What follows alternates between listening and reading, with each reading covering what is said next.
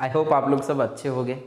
हम लोग corporate accounting के पिछले क्लास में एकदम क्या क्या पढ़े थे थोड़ा फटाफट रिवीजन करते हैं, फिर एक न्यू टॉपिक शुरू करेंगे। पहले हम लोग क्या पढ़े थे? पहले पढ़े थे कंपनी का मतलब क्या होता है, अकाउंट्स क्या होता है, अकाउंटिंग का मतलब क्या होता है। फिर हम लोग क्या पढ़े? शेयर को कैसे इशू करना पड़ेगा। इशू करने के लिए दो टेक्निक होता है, तीन टेक्निक होता है। पार में इशू करोगे या प्रीमियम में इशू करोगे या डिस्काउंट में इशू करेंगे। फिर हम लोग क्या पढ़े थे? Normal subscription, under subscription, over subscription, ये तीन चीज हम लोग पढ़े थे। तो हमारा लगभग पार का सब कुछ खत्म हो गया। डिस्काउंट का कंडीशन पढ़े थे, ओवर का कंडीशन पढ़े थे, एकदम सब कुछ हम क्लैरिटी में पढ़ चुके थे। तो फिलहाल इस क्लास में हम लोग क्या पढ़ेंगे? कैंसिलेशन ऑफ शेयर और फोरफीचर ऑफ शेयर। तुम बोलोगे सर फोरफीचर का मतलब क्या है? सिंपल सा मीनिंग हम लोग फटाफट देखते हैं। पहला पॉइंट देख लो, मैंने 500 शेयर इशू किया था। कितने में इशू किया था? Issue price 100, on application ₹50, on allotment ₹20, on first call ₹30। Clear? सोच लो मैंने 10,000 शेयर इशू किया था। मैंने उन लोगों को एप्लीकेशन मनी दे दिया, फिर मैंने बोला अलॉटमेंट मनी के लिए उन लोगों को बोला कि भाई तुम लोग अलॉटमेंट मनी दे दो, वो अलॉटमेंट मनी दिए। फिर मैंने कॉल मनी मांगा, वो कॉल मनी भी दे दिए। प्रॉब्लम क्या हुआ? मेरा जो ये अलॉटमेंट मनी मैंने 10,000 लोगों को मांगा, वहां से 9,500 लोगों ने मुझे अलॉटमेंट मनी दिया और 500 लोगों ने मुझे अलॉटमेंट मनी नहीं दिया। Is that clear? समझ में आ रहा है? मेरा टोटल 10,000 शेयर था, वहां से 9,500 अलॉटमेंट मनी मिल गया, 500 लोगों का अलॉटमेंट मनी नहीं मिला। तो सोचो अगर वो 500 लोग अलॉटमेंट मनी नहीं दे रहे हैं, इसका मतलब वो लोग कॉल मनी भी नहीं देंगे। क्लियर? समझ में आ रहा है? So if this things will be happen, my purpose of issuing share should not be fulfilled. मैंने शेयर जो इशू किया था वो जब चाहे अगर पैसा मुझे उतना नहीं मिले तो प्रॉब्लम हो जाएगा। इसीलिए वो बोल रहा है कि भाई वो 500 लोग को मैंने जो शेयर अलॉट किया था, फिर से अच्छे से सुनो, वो जो 500 लोग को मैंने शेयर अलॉट किया था, वो 500 लोग का शेयर कैंसिल करवाओ, फिर उसको री इशू करवाओ। देखो फिर से बोल रहा हूं, ये जो 500 लोग इधर नहीं दिए थे पेमेंट, इसका मतलब क्या है? Called up but not paid up. Called up मतलब मैंने उन लोगों को मांगा था, paid up not paid up मतलब उन लोगों ने नहीं दिए। ये शेयर को 500 शेयर जिसका हम लोगों ने कॉल्ड अप कर चुके थे पर पेड अप नहीं हुआ, इसको हमको क्या करना पड़ेगा? कैंसिल करवाना पड़ेगा। फिर से क्या करेंगे? इशू करेंगे। इसका मतलब जो जो बंदा और जो जो शेयर होल्डर हमने कॉल्ड अप करने में भी वो लोग पैसा नहीं दे रहे हैं, तो उसको क्या करो? फॉरफीचर और कैंसिल करवाओ उन लोगों का शेयर। फिर क्या करो? फिर से इशू करवाओ। री इशू मत लिखो, फिर से इशू करवाओ। मैं फिर बताता हूँ री इशू क्यों लिखेंगे हम लोग, समझ में आ गया होगा। तो हमारा जो शेयर कैंसिलेशन हुआ, शेयर कैंसिलेशन को हम लोग क्या बोलेंगे? फोरफीचर। एक सेकेंड। ओके, तो ये क्या बोल रहा है? हमको जो 500 शेयर था उसको पहले कैंसिलेशन करना पड़ेगा, फिर से इशू करना पड़ेगा। हम लोग जब कैंसिलेशन करेंगे उसका नाम है फोरफीचर, जब इशू करेंगे उसका नाम है री इशू। फोरफीचर। क्लियर? समझ में आ रहा है मैं क्या बोल रहा हूं? FEITURE, या फोरफीचर, FORFEITURE, फोरफीचर। सिंपल सा मीनिंग फिर से बता रहा हूं, जो जो शेयर होल्डर हम लोग पैसा मांगने से हमारा अलॉटमेंट मनी हो या कॉल मनी हो, हमको नहीं देते हैं तो मुझे क्या करना पड़ेगा, उन लोगों का शेयर को कैंसिल करवाना पड़ेगा। दो cancellation of share is known as forfeiture, FORFEITURE, forfeiture of shares, and again उसको फिर से इश्यू करवाओ is known as reissue of shares. Clear? फटाफट समझ में आ गया फोरफीचर का मतलब क्या है, री इश्यू का मतलब क्या है? अभी फटाफट लिखते हैं, देखो फोरफीचर का मतलब क्या है, हेडिंग डाल दो, forfeiture of shares.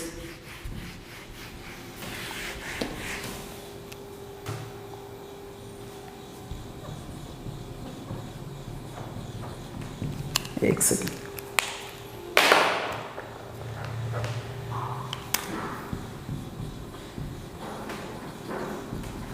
Forfeiture of shares. Forfeiture का मतलब क्या है? Simple cancellation. Forfeiture means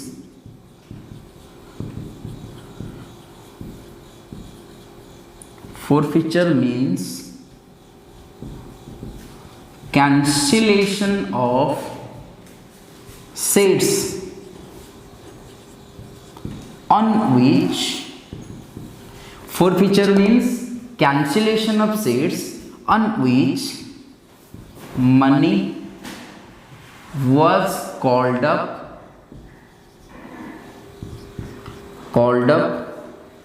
but still till not paid off। Clear? जो शेयर में हम लोग कॉल्ड अप किए थे, पैसा मांगे थे, पर जिसका पैसा नहीं मिला उसको हम लोग क्या बोलेंगे? फोरफीचर। तुम बोलोगे सर एक दिन में वो पैसा मैंने आज मांगा, वो कल पैसा मैं बोला कि कल तक तू पैसा दे देना चाहिए, अगर वो पैसा नहीं दे रहा है तो उसको मैं शेयर फोरफीचर कर दूं? नहीं, उसको पहले क्या करूं, एक 14 डेज का नोटिस दूं, उसके बाद उसका शेयर फोरफीचर करूं। इसका मतलब क्या है?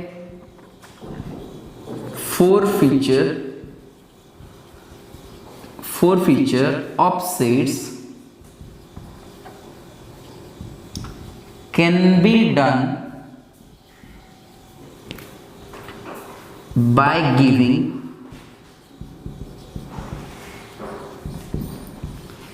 14 days नोटिस। तो फोरफीचर हमको कब करवाना पड़ेगा कि भाई तुम्हारा जब मर्जी पैसा मांग लिया तो अभी बोल दिया तो अगर नहीं दे रहा है तो तेरा शेयर फोरफीचर कर दूं? नहीं हो पाएगा। शेयर फोरफीचर करने के लिए मुझे क्या करना पड़ेगा? 14 डेज का नोटिस देना पड़ेगा। Clear? The forfeited share can be reissued if required by company। अगर कंपनी को चाहिए तो क्या करना पड़ेगा? वो फोरफीचर शेयर अपने आप इशू कर देगा, मतलब कैंसिल करवा देगा, और वो कैंसिलेशन शेयर को फिर से इशू करवाएगा। क्लियर? समझ में आ रहा है? नेक्स्ट हम लोग क्या करते हैं? जर्नल एंट्री देखते हैं। फटाफट लिख लो।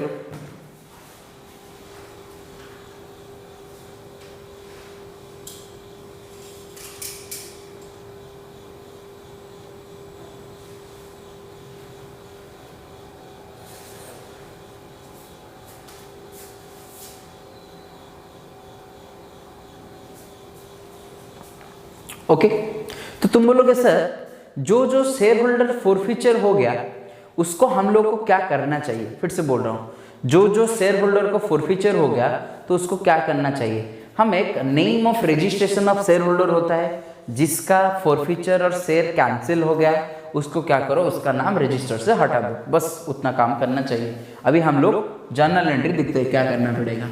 पहले आपको याद होगा जब हम लोग शेयर इशू करवाए थे, 3 चीज में इशू करवाया था। One is share at par, issued at par,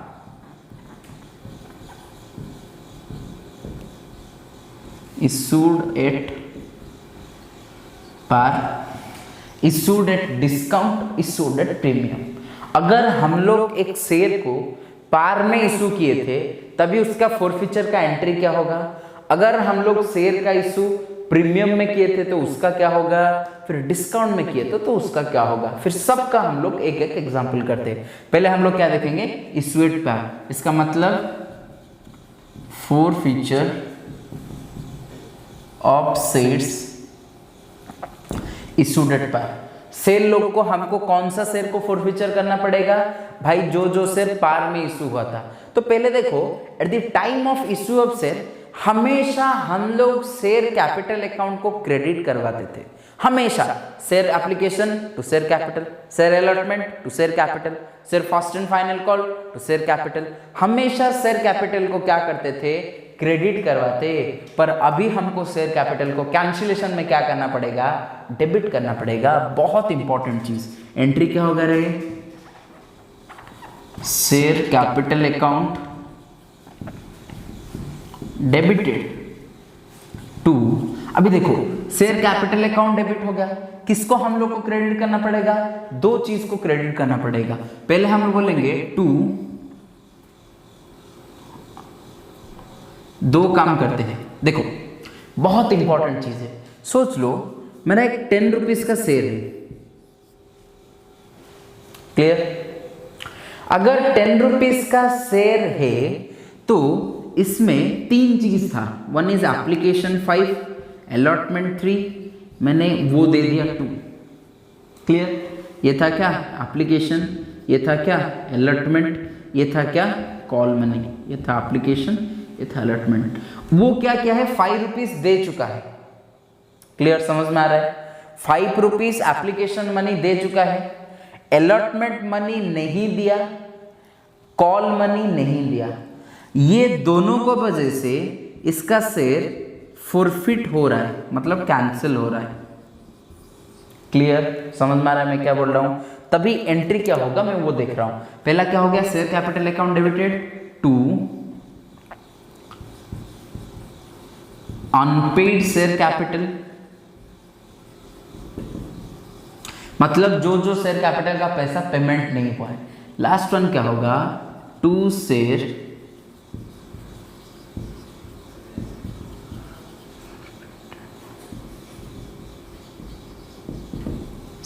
forfeited account. फिर से बोल रहा हूं, share capital account debited to unpaid share capital, मतलब कौन सा मुझे पैसा नहीं मिला, ये 3 रुपीज नहीं मिला और 2 रुपीज नहीं मिला, तो इधर अनपेड शेयर कैपिटल में मुझे दो चीज लिखना पड़ेगा, टू शेयर अलॉटमेंट, और वो एंट्री को एकदम क्लैरिफाई करके लिखता हूं। वो देखो, share capital account debited to share allotment account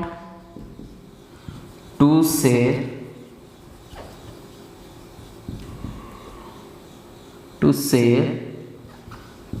call account to share forfeited account। इसका मतलब देख लो, जो भी चीज है जिसका पैसा नहीं मिला है, अगर सोच लो टू शेयर अलॉटमेंट अकाउंट का पैसा मिल गया होता तो मैं इधर शेयर अलॉटमेंट अकाउंट मत लिखना, मतलब नहीं लिखना चाहिए। जिसका पैसा नहीं मिला, जिसके वजह से मेरा शेयर फॉरफिट हो रहा है, वो एंट्री ही इधर लिखो।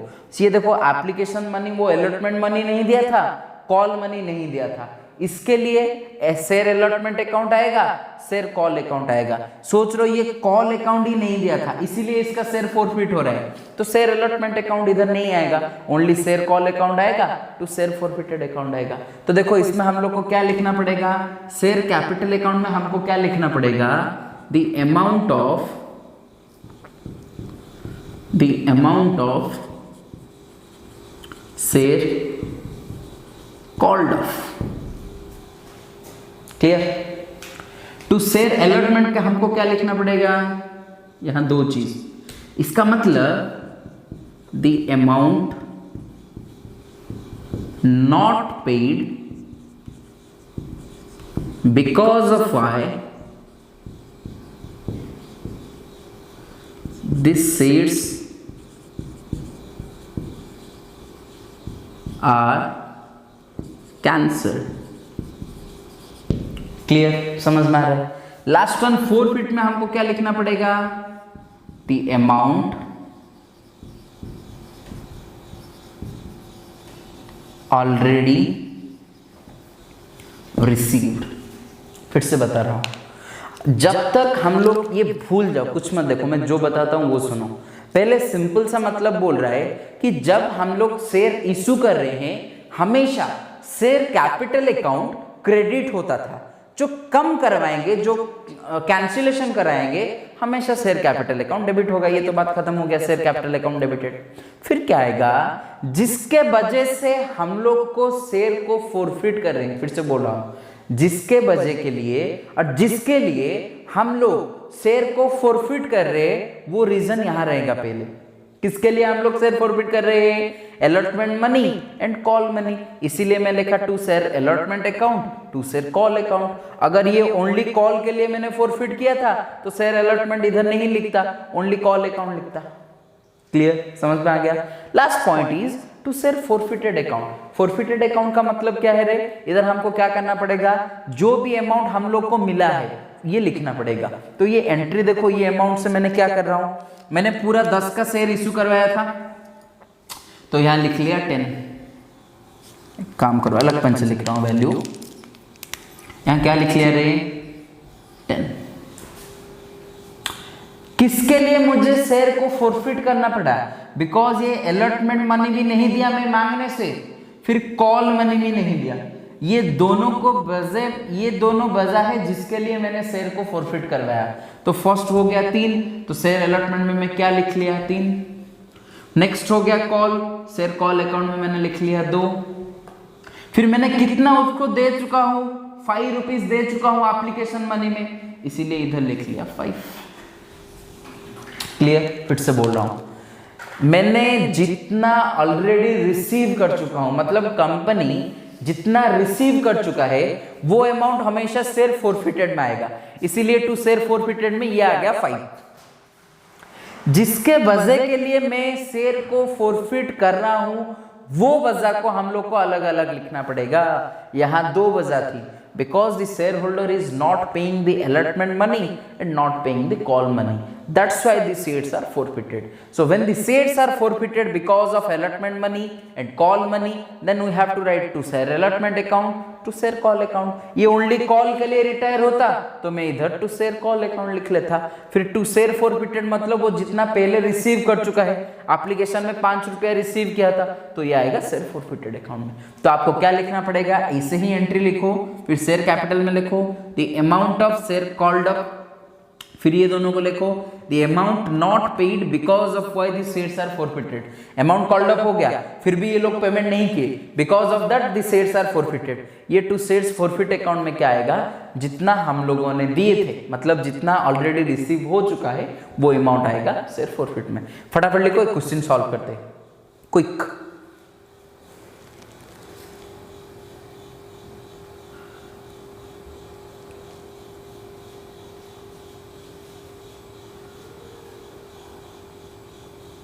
Okay, clear.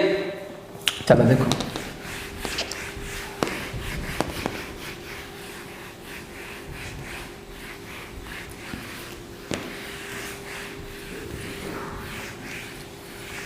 तो हमको क्या करना पड़ेगा भाई, अगर शेयर फोरफिट में काम कर रहे हैं, शेयर फोरफिट में कर रहे हैं, तो कैसे करना पड़ेगा, क्या करना पड़ेगा। पहले एक एंट्री करवाता हूं, फिर हम लोग आगे बढ़ते हैं। देखो और क्या बोल रहा है, नहीं तो क्वेश्चन डायरेक्टली करवा लेते हैं। एबीसी लिमिटेड इशूज, एक काम करो, री इशू का एंट्री करवाओ, फिर हम लोग फोरफिट का करते हैं। री इशू का फटाफट एंट्री करते हैं। फोरफिट का एंट्री क्या है रे, फोरफिटेड का एंट्री क्या था, जब तक हम लोग पैसा नहीं मिला था उसको फोरफिटेड में करना पड़ेगा। जैसे क्या हो गया देख लो, हमारे पास 2 कंडीशंस था, 10 रुपया में शेयर हम लोग लाए थे, 5 received, 3 not received, 2 not received. फिर से जब री इशू होगा उसका सिंपल सा मतलब आप लोग जैसे कर रहे हो वैसे ही करना चाहिए। क्या करोगे, देखो शेयर कैपिटल को हमको क्या करना पड़ेगा, हमेशा क्रेडिट ही करना पड़ेगा। देखो bank account debited, bank account debited, share forfeit account debited, share forfeited account debited to share capital. तुम बोलोगे सर किसमें क्या अकाउंट पड़ेगा? सोच लो, ये जो फॉरफिट था मैंने क्या किया, 7 रुपीज में इशू करवाया। फिर से बोलो, जो फॉरफिट अमाउंट शेयर था वो फॉरफिट शेयर को आप लोग जब कोई प्रॉब्लम करेंगे फिर एकदम क्लैरिफाई हो जाएगा। फिर मेरा जो 10 रुपये का शेयर था 5 रुपया मुझे मिल गया था, because of 3 and 2 rupees 5 rupees is not received, that's why my shares is forfeited, the forfeited shares is again reissued। इसका मतलब सोच लो कोई भी सेकंड हैंड चीज है, 10 रुपये का माल है, मुझे 7 रुपये में ही बेचना पड़ेगा क्योंकि ये सेकंड हैंड हो गया, अदरवाइज कोई नहीं खरीदेगा बीच में। इसीलिए मैंने बोला कि भाई जो 7 रुपये का शेयर है, अच्छे से सुनो, जो भी 7 रुपीज का शेयर है, सॉरी 10 रुपीज का शेयर है, उसको मैं 7 रुपीज पे इशू कर रहा हूँ। इसका मतलब मुझे कितना मिलेगा? 7 रुपीज मिलेगा। पर मुझे शेयर कैपिटल को कितना क्रेडिट होना चाहिए? 10 होना चाहिए। ये दोनों का डिफरेंस जो आएगा उसको हम लोग क्या बोलेंगे? शेयर फॉरफिट अकाउंट में डाल देंगे। सिंपल सा मतलब, जो भी शेयर फॉरफिट हुआ इसका मतलब वो पहले इशू हुआ था फिर फॉरफिट हुआ। फॉरफिट का मतलब क्या है रे? कैंसिलेशन हुआ। कैंसिलेशन का मतलब क्या है? सिंपल सा मीनिंग, उसको सेकंड हैंड में बेचा जा रहा है, वो सेकंड हैंड में भेजा जा रहा है, इसलिए 10 रुपया का शेयर को हम लोग 7 रुपया में भेज रहे। अगर 7 रुपया में भेज रहे तो कम हो गया। सो मेरा एक्चुअली शेयर का प्राइस 10 है, मैंने 7 में इशू किया, तो ये जो दोनों का डिफरेंस आ गया 3 रुपीज, शेयर फॉरफिटेड अकाउंट में डाल दो, तो share forfeited account debited ₹3। Clear? एक अच्छा सा प्रॉब्लम सॉल्व करते फिर आप लोग को आइडिया आ जाएगा। क्लियर? फटाफट 1 मिनट में लिख लो फिर। ओके चलो एक क्वेश्चन सॉल्व करते फिर फटाफट हो जाएगा।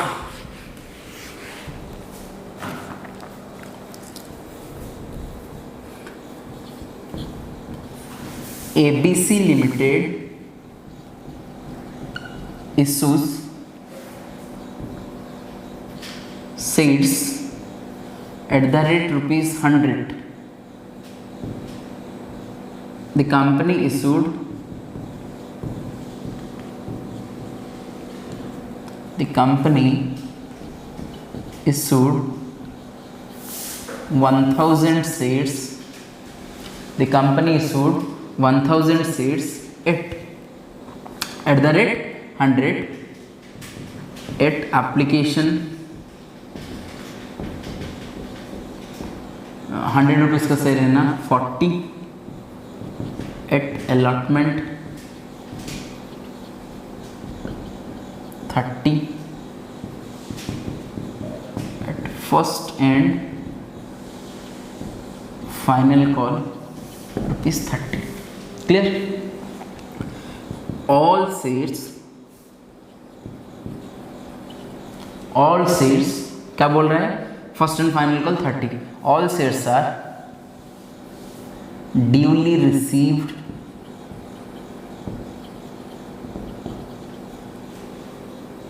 all money except कितना शेयर मैंने इशू किया था रे? 1000 share, except 100 shares. all shares are duly received all money except 100 shares not paid the first and final call account। Clear? First and final call account 100 rupees नहीं दिए। After 14 days notice the shares are forfeited and reissued at the rate 8 each। pass necessary journal entries in the books of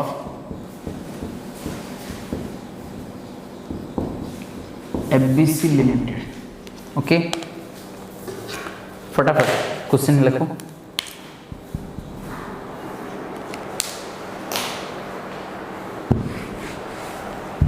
question लिखो, be quick.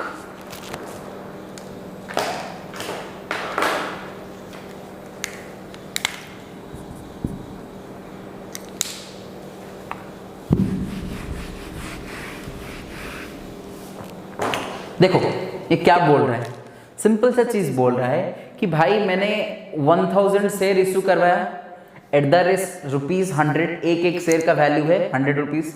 मैंने उनको बोला eight application ₹40 देना चाहिए, allotment में 30 देना चाहिए, फिर फर्स्ट एंड फाइनल कॉल में 30 देना चाहिए। Okay clear.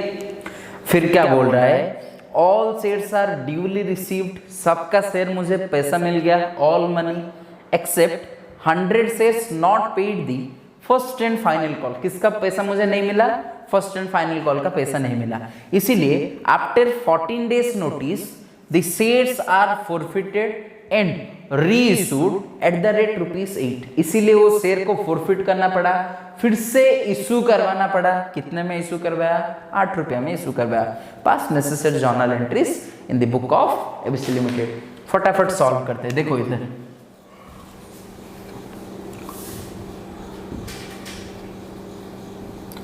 Journal entries clear. पहला एंट्री क्या होगा रे, एप्लीकेशन का एंट्री, रिसीव करो।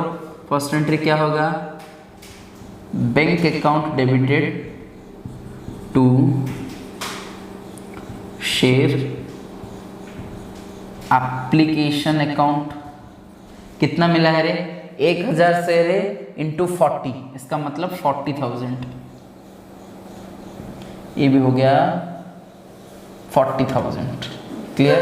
40 into 1000। Okay, point number 2, bank account debited to share application account. Next, share application account debited to share capital account. कितना होगा रे, वही 40,000। फर्स्ट पॉइंट क्लियर, एप्लीकेशन का मैटर खत्म। फिर अलॉटमेंट में चलते हैं। क्या होगा entry, share allotment account debited to share capital account. कितना है अलॉटमेंट में, 30 इंटू 100 हो गया 30,000। ये भी हो गया 30,000। फिर क्या करो, रिसीव करवाओ, bank account debited to share allotment account. कितना मिलेगा, 30,000। आई होप इतना तक आप लोग को समझ में आया होगा। हम लोग ये प्रॉब्लम बहुत बार कर चुके हैं। फटाफट ये 4 एंट्री करवाओ। 1 सेकंड में हम लोग फॉरफिट का एंट्री करवा, मतलब कॉल का एंट्री करवाएंगे, फिर फॉरफिट का एंट्री करवाएंगे। फटाफट ये 4 एंट्री करवाओ जल्दी।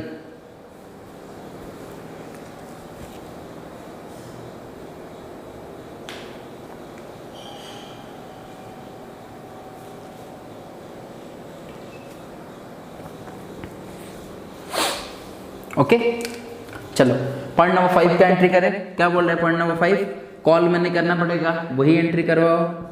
Share first and final call account debited to share allotment account debited, sorry share first and final call account debited to share capital account. कितना मिलना चाहिए, वही 30,000 मिलना चाहिए। फिर क्या करना पड़ेगा, अभी रिसीव करने का बारी है। रिसीव करने में ये क्या बोला है, 100 लोगों ने मेरा फर्स्ट एंड फाइनल कॉल नहीं दिया, तो टोटल मुझे कितना मिलना चाहिए था, 100 इंटू 30,000 मिलना चाहिए था, पर नहीं मिला। कितना, 100 लोगों ने 300 नहीं दिया, इसका मतलब 3,000 नहीं मिला। कितना मिला, 27,000 मिला। क्लियर, समझ में आ रहा है। वही लिखो, एंट्री क्या होगा, bank account debited to share first and final call account कितना आएगा 27,000। आई होप इतना तक आप लोग को भी समझ में आ गया होगा। अभी क्या करते हैं हम लोग, सिर्फ फॉरफिटेड का एंट्री करवाते हैं। फटाफट इसको कंप्लीट करवा दो, मैं ऊपर मिटा देता हूं।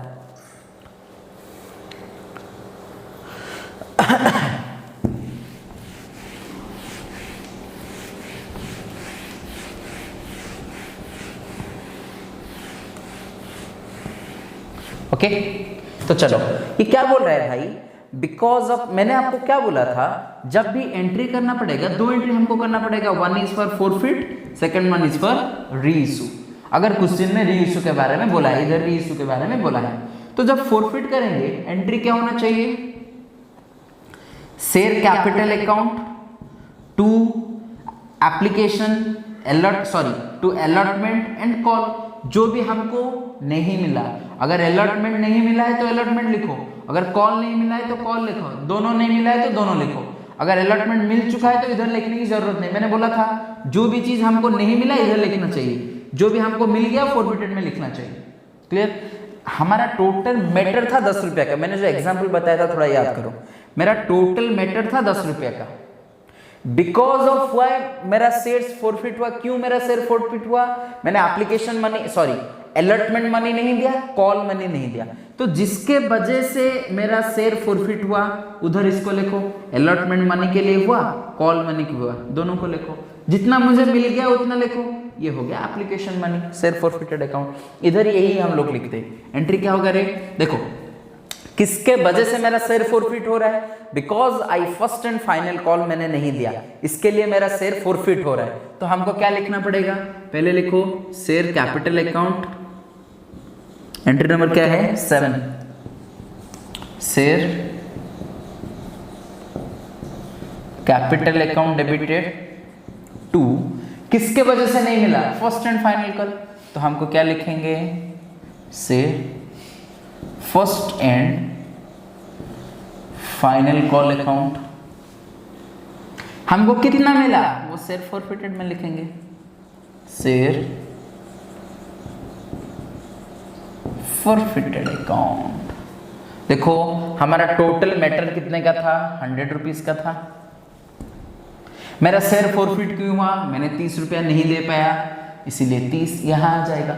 मैंने कितना ऑलरेडी दे चुका हूं, एक शेयर, देखो फिर से 1 सेकेंड, मेरा मैटर कितने का था, 100 रुपीज का था। मैंने कितना दे नहीं पाया, 30 रुपीज दे नहीं पाया। कितना दे चुका हूं, 30 + 40 कितना दे चुका हूं, 70 दे चुका हूं। पर भाई अगर एक शेयर के लिए होता मैं इधर 100 लिख लेता, 30 लिख लेता, 70 लिख लेता। पर इस टाइप का मेरे पास कितना शेयर है, 100 शेयर से। क्या बोल रहे ये, 100 लोगों ने ऐसा नहीं किया, इसका मतलब 100 × 100, ये मेरा शेयर कैपिटल में कितना आएगा, 100 × 100, ये आ गया 10,000। समझ में आ रहा है ना, एक शेयर के लिए 100 वाला यही था, share first and final call 30 rupees था, टू शेयर फॉरफिटेड 70 रुपीज था। इस बात को ही मैं सॉल्व कर रहा हूँ। मेरा मैटर कितने का है, 100 शेयर का मैटर है, एक शेयर का मैटर है 100 रुपीज, 100 × 100 कितना हो गया, 10,000 रुपीज हो गया। Share first and final call में क्या लिखना पड़ेगा, जो मुझे नहीं मिला है, 30 रुपीज नहीं मिला है, कितने शेयर का नहीं मिला, 100 शेयर का नहीं मिला, 30 × 100 ये हो गया 3000। ऑलरेडी मुझे कितना मिल चुका है, 30 रुपीज मिला था अलॉटमेंट में, एप्लीकेशन में 40 मिला था। एक शेयर के लिए कितना मिल चुका है, 40 + 30 70 रुपीज मिल चुका है, 70 × 100 ये हो गया 7000। क्लियर। टोटल डेबिट क्रेडिट देखो 10,000। क्लियर। रीइशू का एंट्री करें, वो क्या बोल रहा है, रीइशू है 8 रुपीज में, तो एंट्री क्या होगा, एंट्री नंबर 8, रीइशू करो, बैंक अकाउंट डेबिटेड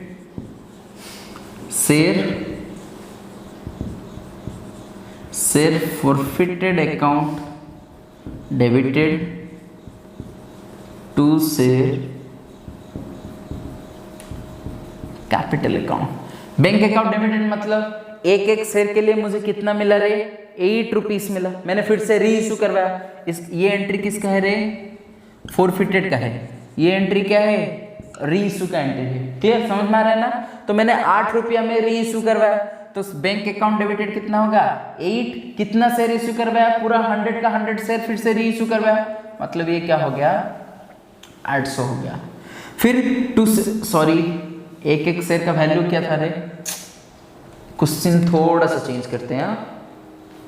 ये जो मेरा मेथड था री इशू एट द रेट 8 नहीं, 100 रुपीज का शेयर था, तो मैंने क्या किया 80 रुपीज में इशू करवाया। क्लियर, क्योंकि मेरा शेयर कितना का है 100 रुपीज का है, मैंने री इशू कितने में करवाया 80 रुपीज में करवाया, तो 80 रुपीज में किया, कितना शेयर किया 100 शेयर किया, तो टोटल क्या हो गया 8000 हो गया। तो बैंक अकाउंट डेबिटेड क्या हो जाएगा 8000 हो जाएगा। नेक्स्ट बोल रहा है शेयर फॉरफिटेड अकाउंट डेबिटेड, ये छोड़ दो बाद में डालते हैं। शेयर कैपिटल एक वैल्यू का शेयर है 100, टोटल 100 शेयर्स इक्वल्स टू 10,000, ये आ गया 10,000। दोनों का डिफरेंस जो है कितना मुझे डिस्काउंट मिला, एक शेयर में 20 रुपया मिला, 100 शेयर के लिए मुझे कितना मिलना चाहिए 2000 मिलना चाहिए, 2000 को शेयर फॉरफिटेड में डाल दो, बात खत्म। क्लियर, समझ में आ गया होगा। अभी देखो क्या बोल रहा है, ये जो मेरा शेयर फॉरफिटेड, ये दोनों एंट्री फटाफट करो फिर मैं बताता हूँ क्या एंट्री करेंगे। अभी शेयर फॉरफिटेड अकाउंट में क्रेडिट में है 700 रुपीज, यहाँ डेबिट में आ गया 2000 रुपीज। फिर क्या करते हैं फटाफट, एक ये दो एंट्री करवाओ, मैं 1 सेकंड में बताता हूँ आप लोग को, जल्दी।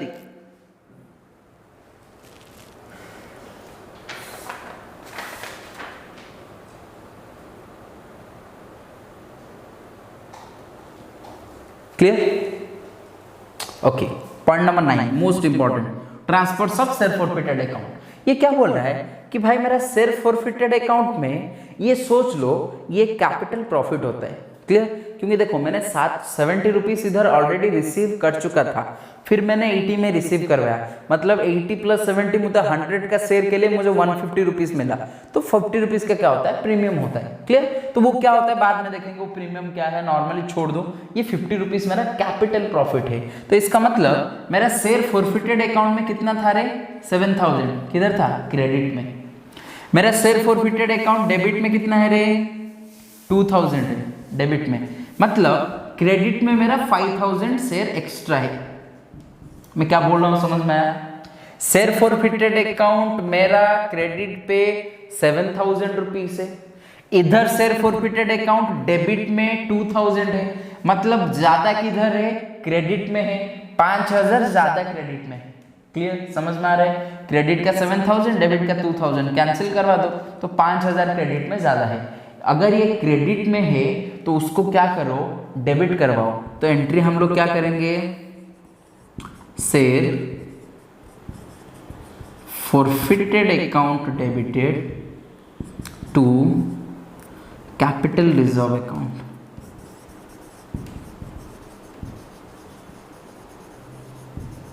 मैंने बताया था आपको पहले जब शुरू हुआ था capital reserve and reserve capital का मतलब क्या है, इधर लिखो share forfeited account debited to capital reserve account. कितना मिलना चाहिए 7000 क्रेडिट में था, 2000 डेबिट हो गया, मतलब 5000 क्रेडिट में, कैंसिल करवाओ, इधर 5000 इधर 5000, मैटर खत्म। क्लियर, समझ में आ गया होगा। तो देखो अभी थोड़ा सा क्लू बताऊंगा, ये हो गया आपका नॉर्मल क्वेश्चन का सॉल्व। क्लियर, समझ में आ गया होगा, आई होप एकदम क्लियर है ये मतलब। नेक्स्ट, अगर यहां क्वेश्चन में और एक चीज पूछता है, मैंने कितना शेयर फॉरफिट करवाया, मैंने शेयर फॉरफिट करवाया 100 शेयर फॉरफिट करवाया। ये बोल रहा है shares reissued at the rate 80 of 50 shares. वो बोल रहा है, देखो ये तो मैटर क्वेश्चन का सॉल्व हो गया, फिर से फटाफट इसको सॉल्व करो। अगर क्वेश्चन में बोलता कि ये 100 शेयर जो फॉरफिट हुआ था वो 100 शेयर रीइशू नहीं हुआ, फिर से बोल रहा हूं, यहां जो क्वेश्चन में मैटर था ये क्या बोल रहा है 100 शेयर फॉरफिट हुआ था, 100 शेयर रीइशू हुआ, बट ये बोल रहा है कि 100 शेयर फॉरफिट हुआ था पर मेरा कितना शेयर रीइशू हो रहा है 50 शेयर रीइशू हो रहा है, तब हमको क्या करना पड़ेगा। क्लियर, मैं क्या बोल रहा हूं समझ में आ रहा है। ये जो क्वेश्चन का मैटर था, हम लोग आंसर किए, 100 शेयर फॉरफिट करवाया, 100 शेयर री इशू करवाया।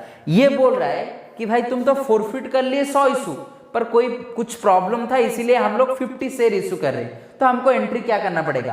पहले तो सिंपल सा एंट्री क्या करना पड़ेगा? बैंक अकाउंट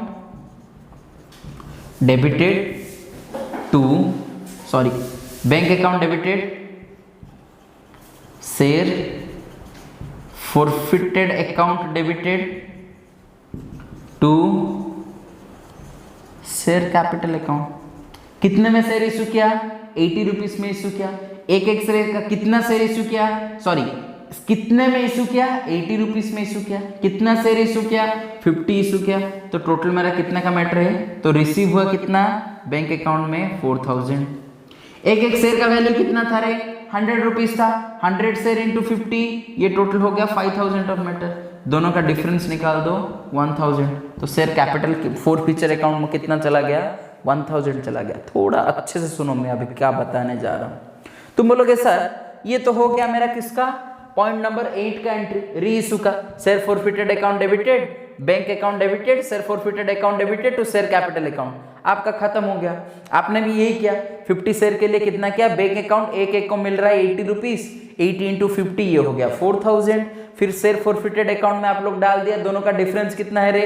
80 रुपया में इशू कर रहा हूँ। एक्चुअल प्राइस था 100, 100 माइनस 80 कितना हो गया? 20, 20 कितना शेयर इशू कर रहा हूँ? 50, 20 इंटू 50 हो गया 1000।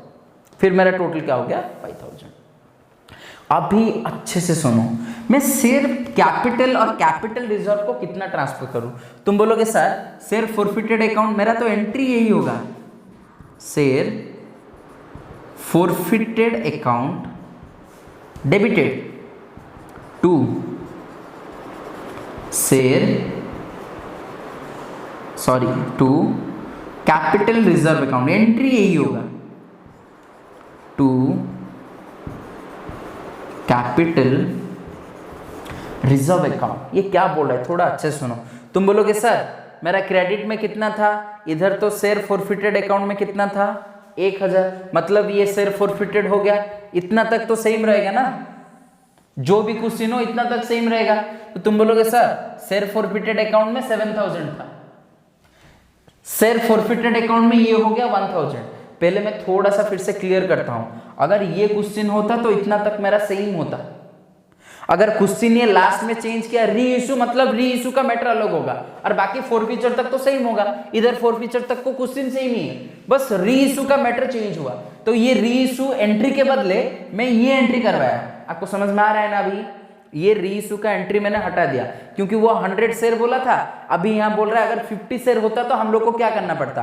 अगर 50 शेयर होता तो मुझे री इशू के लिए ये एंट्री पास करवाना पड़ता और ये जो दूसरा एंट्री के लिए क्या पास करते हैं? हमारा यही क्वेश्चन है। तुम बोलोगे सर क्रेडिट में 7000 था, डेबिट में 2000 था, सॉरी हाँ डेबिट में 2000 था, इसीलिए 7000 माइनस 2000। क्रेडिट में ज्यादा 5000 है, इसीलिए आप लोग इधर 5000 लिखे। समझ में आ रहा है? क्रेडिट में 7000, डेबिट में 2000, दोनों का डिफरेंस हो गया 5000, इसीलिए शेयर फॉरफिटेड अकाउंट क्या आया? 5000। बट यहां हमको क्या करना पड़ेगा?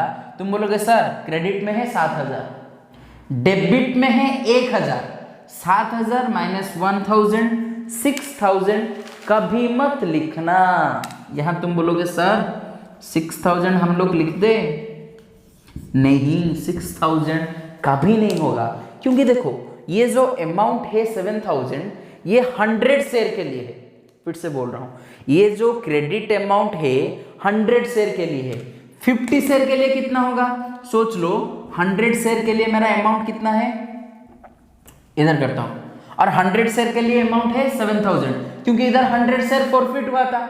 100 शेयर का फॉरफिट बैलेंस है 7000, 100 शेयर का फॉरफिट बैलेंस है 7000, एक शेयर का बैलेंस होगा 7000 डिवाइडेड बाई 100। टोटल 50 शेयर का बैलेंस कितना होगा? इंटू 50, तो 50 ये 2 मतलब 3500।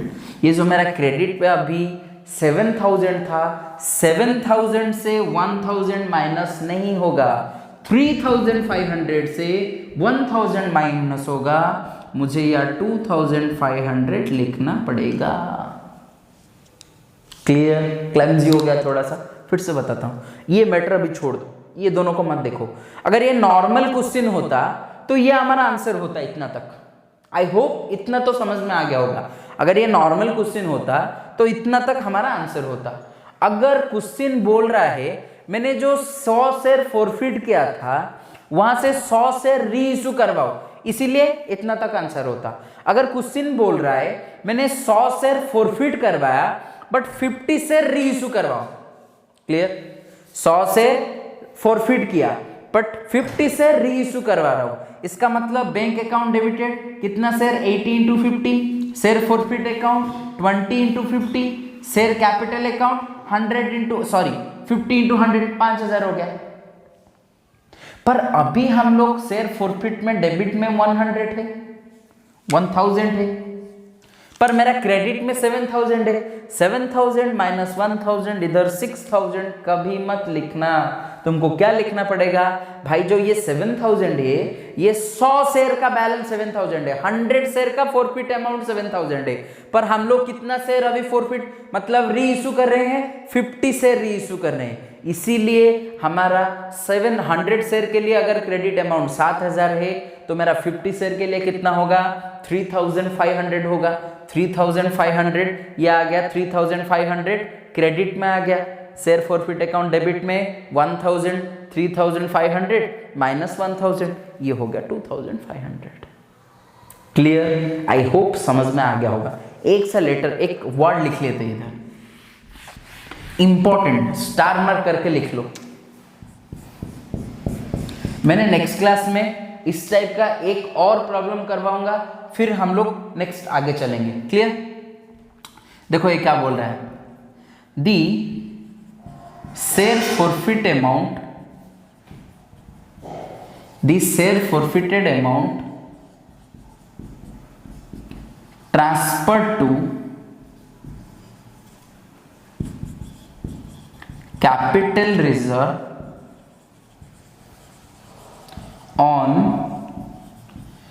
proportionate basis, on proportionate basis of forfeited and reissue। क्या बोल रहा है, थोड़ा अच्छे सुनो। ये जो शेयर फॉरफिटेड अमाउंट है वो capital, this share forfeited amount transfer to capital reserve, वो कैपिटल रिजर्व को कौन से हिसाब में होगा, प्रोपोर्शनेट ट्रांसफर होगा। मैंने इधर 100 शेयर फॉरफिट किया था इसीलिए मेरा क्रेडिट में 7000 था। अगर मैं तो यहाँ 100 शेयर री इशू नहीं कर रहा हूँ, मैं कितना शेयर री इशू कर रहा हूँ, 50 शेयर री इशू कर रहा हूँ, इसीलिए यहाँ 50 शेयर का पैसा इधर ट्रांसफर होगा। अगर 100 शेयर का है 7000, 50 शेयर का होगा 3500, ये हो गया 3500 माइनस मेरा ये 1000 हो गया डिलीट, 3500 क्रेडिट में 1000 डेबिट में, 3500 minus 1000 equals to 2500। Solve. Clear, तो नेक्स्ट क्लास में हम लोग फिर से एक प्रॉब्लम करेंगे इसका, फिर हम लोग क्या करेंगे, एक अच्छा सा फिर प्रीमियम में चलेंगे, फिर डिस्काउंट में चलेंगे। Clear, thank you.